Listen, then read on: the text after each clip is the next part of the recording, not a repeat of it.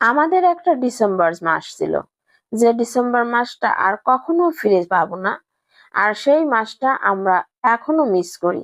ছোটবেলা সেই দিনগুলি আর ফিরে পাবো। আসসালামু আলাইকুম, চলে আসলাম আরো একটি ভিডিও নিয়ে। কেমন আছেন আপনারা সবাই? তো আপনাদের ভাইয়া বাজার থেকে সবজি নিয়ে আসছিল, ফুলকপি, বাঁধাকপি। আর ফুলকপি বাসায় আনলে তো বাচ্চাদের একটা আবদার থেকেই যায়।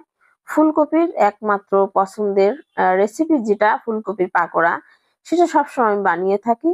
আর তরকারি থেকে পাকোড়াটা খেতে বাচ্চারা একটু বেশি পছন্দ করে। তো সেক্ষেত্রে আমি ফুলকপির পাকোড়াটা আমি সবসময় বানিয়ে থাকি।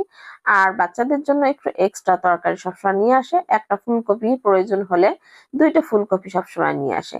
তো আমি ফুলকপি দুইটাই কেটে নেব, একটা দিয়ে আমি মাছ দিয়ে রান্না করব, আর অন্যটা দিয়ে ফুলকপির পাকোড়া বানিয়ে দেবো, বাঁধাকপি ভাজি করে নিব, আর সাথে ইলিশ মাছের ডিম ভাজি করব।